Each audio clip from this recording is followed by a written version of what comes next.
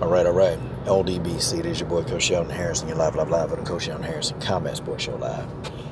Okay, folks. I'm making this video, and I'm just going to tell you and point out reasons, why Errol Spence Jr., he's actually, much more relatable, and people, can really relate to this guy more than they can Terence Crawford.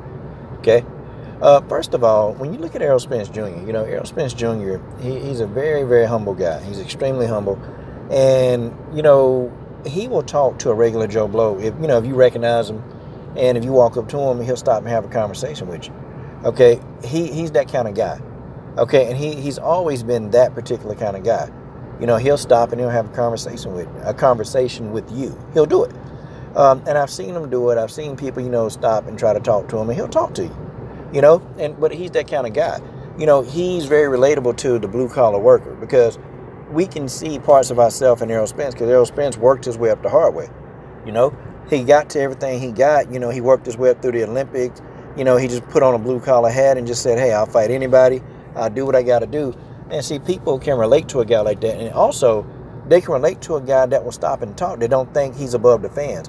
Like, Errol Spence Jr., if he's walking on the street, man, you walk up to him, you wouldn't think that this the same guy that went overseas and knocked out Kell Brook, or this the same guy that put Leonard Bundu through the ropes, or this the same guy that made Chris Algieri just cut a somersault and dropped him and sat him down, or this the same guy that beat up on Mikey Garcia, or this the same guy that's going to go in here and mix it up with Showtime Sean Porter. You would never think that. You would never think that, because he carries himself like a regular Joe Blow dude. Errol Spence got flaws, and he's not afraid to let you see his flaws. He ain't afraid of that. Terence Crawford, on the other hand, he's just not a very approachable. He's just not really a nice guy. When you really put your finger on it, Terence Crawford is a butthole. That's what he is. I respect. He takes care of his family. Takes care of his family. He does what a man's supposed to do in his household, and I definitely respect that. This man out there, he with his son. But we're talking about marketability and why people are paying to see Errol Spence Jr. more than they see Terence Crawford. And also, too, Errol Spence Jr., he's not afraid to put himself out there. Terence Crawford won't talk to you. Even if you recognize him, there have been instances where this guy, he won't do autographs, won't take a picture. And unfortunately, you're on TV, you're in the public eye, and people are going to want to see you. Look, that's what you signed up for. Because part of boxing, people are going to recognize you, and they're going to want an autograph. Terence Crawford ain't that dude. He ain't giving up no autographs, not like that. Not most of the time. And he ain't taking no pictures. But see, that kind of attitude is going to come back to haunt him, because he's going to limit himself monetarily wise when you do that. That's just what it is. He's going to limit himself monetarily wise. And instead of becoming a star that can make a lot of money, he's a star that's making some money, good money. But not like, money that, that he can retire, man, in 2 or 3 fights. That kind of money. And it's all about perception. It's all about perception. That's what this is. It's about perception. Because if he's perceived to be a butthole, well, people going to think that that's what he is. And, people ain't going to want to rock with him like that. Guys, the numbers don't lie. You can say, well, Bud don't owe nobody nothing. Bud don't know. Well, in actuality, yeah, you owe the fans to people because if nobody watch you fight, if 0 people turn on a TV set, if 0 people, pull up a stream, if nobody watch you fight, if don't nobody pay for your pay-per-views, then you're nobody. If nobody's watching you. So, as a fighter, that's got to be in the back of your mind. You're not just the fighter. I've even seen stupid Sergey Kovalev, interact and smile and take pictures with his fans. You see dummies like Conor McGregor that they know where their money come from the fans. They take pictures. Even Conor McGregor, he take photographs with his fans. They do it because they understand that these fans are gonna come out, they're gonna purchase, they're gonna tell their friends, they're gonna have fight parties, all of this stuff, watching them fight. But it's amazing how Terence Crawford don't really get that. Like, I don't know where the dots, he can't connect the dots. Like, Terence Crawford can't really connect those dots, and it's I shake my head. I'm like, this is really baffling. Like, boxing really, since Floyd Mayweather left, you really don't have that person that everybody know. Like, I got 12 and 13-year-olds that know who Floyd Mayweather is. There ain't been no more megastars in boxing like that. Now you got Errol Spence, you got Deontay Wilder, they're becoming those stars, but they're not known in every household. But see, you know what they're doing is that they are, being very interactable with the fans. They're being interactable. They're normal people. Like, these are people, they do normal day-to-day things. Terence Crawford does normal day-to-day things, but it's like when you just can't relate to fans, like when you think you too good. And yeah, to me, Terence Crawford give me that attitude as if like he's too good to talk to the common man. Like, you got to have some clout. You got to have some status to talk to you. And see, fans ain't going to roll with that. Because most of your fans ain't got clout. Most of your fans ain't got no status. Most of your fans, they just 9-to-5 people that nobody really know. That's who your fans are. And so guess what they do? They purchase the fights. Those nobodies that you think that you can stub your nose at, they purchase the fights. Well, there's been a lot of nobodies not watching Crawford. I tell you that. It's been a lot of nobodies not paying attention to Crawford. And they're not doing it because they can't relate to the guy. Even though, he's a black male. He's got a black family. He's a good example of what a father should be. See, Terence Crawford got all of this stuff. But when you are a butthole to the fans, when you're a butthole to the same media that rock with you, that try to support you, then this is the result. Y'all want to know why Bud Crawford not a star? Bud Crawford need to look in the mirror. And two, Errol Spence is more than likely to talk. He talks for himself a lot of times. Bud Crawford, have you noticed the guy never really wants to talk for himself? Somebody else always got to do the talking for him, whether it's Bob Arum or somebody else on this team. Like, Bud Crawford is not a very good communicator. He's not a good communicator. And unfortunately, I think Bud, I don't think he's going to get it.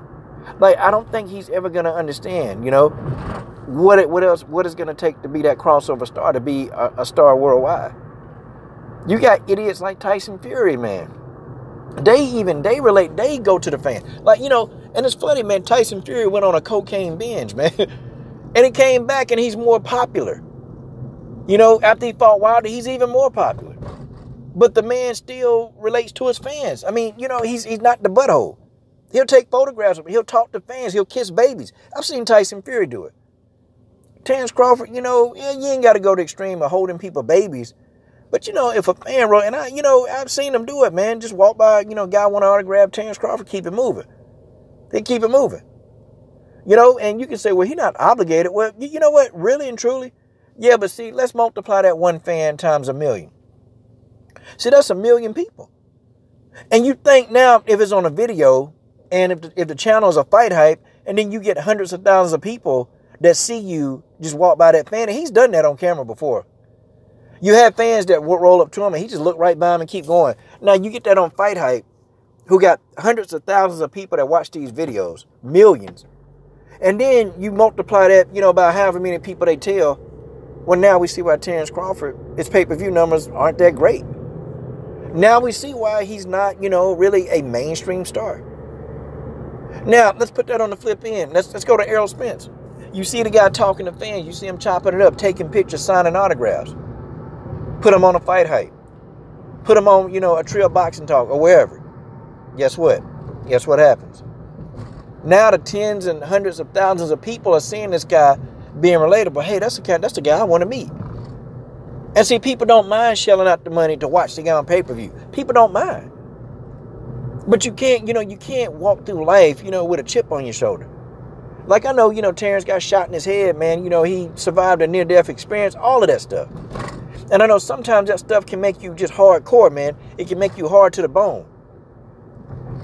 But when you got the people, man, that they really, really, really, they want you to do well. They want to see you do well, and you snub your nose at them, well, that's a reason. Errol Spence is much more real to me. He's just real. He comes off to me as a real, genuine guy. Like, he's not trying to pretend like, he really want to speak to you. It's not a chore, like he really wants to talk to you. I never got that feeling. It's crazy. It's crazy, man. That these small little things that you could tweak. It's really crazy how it'll change people's perception of you overnight. He still got time to get it done. He said, I'm going to tell you, man, the nicest guy. And I'm going to tell you, I met Evander Holyfield. I met him. I actually raced against him, man. We were running a relay, and I raced him. And we were just doing it for the kids, so the kids can see us run. And I had a race with him, man. And I tell you, man, the first time I met him, man, I went over and I talked to him. And, man, you wouldn't have thought that this Evander Holyfield is going in there knocking all these dudes out. This dude, Evander Holyfield, talked to me for during there 40 minutes. 40 minutes. And then I saw Evander Holyfield, 6 years ago? Same thing. You know what? Evander Holyfield remembered racing me, man. He remembered racing me, and this was crazy. But you understand why Evander Holyfield still to the day, man. Evander Holyfield can do anything. People are going to follow it. It's sparring videos out there, man, that Evander going into the gym, man, just, sparring lightly. And people are watching them videos, man. They rock with Evander Holyfield. Because the fans can relate to him. People really can't relate too well to Terence Crawford. They can't, the 9 to 5. Now, the person who really don't care, they just want to see Bud fight, those people, they're going to relate to him. But see, how many people are there like that? That all they want to do is just see him fight. It's not a lot of people. Most fans want to be interacted with. Like, do you know, like, what it would take just for Bud to say, hey, man, have a good day, or that fan will be on that fan will be on cloud 9, and guess what they'll do? Tell their buddies. But if you walk right by a fan, they're gonna be like, man, this dude a butthole. And then you got thousands of people watching you do it on video. See, somebody need to be advising Bud better, man. Somebody need to be advised. Like, they're not advising the guy better. Because somebody would have told him, Bud, you want to put more money in your pocket? You got to relate a little bit more to the fans, man. Just a little bit. You ain't got to go out of your way. Maybe an autograph here and an autograph there. I mean, man, just do something, man. But don't, at points in time, don't snub. You never do that. You don't never see Deontay Wilder snub his nose up at fan. You don't never see Tyson Fury do it. You don't never see Errol Spence Jr. do it. Hell, you don't even see Vasily Lomachenko snub his nose. You don't never see them do that, man. They go and they greet the fans. They do what they're supposed to do. Well, maybe Terence Crawford might learn something. Darn show ain't too late. Or is it?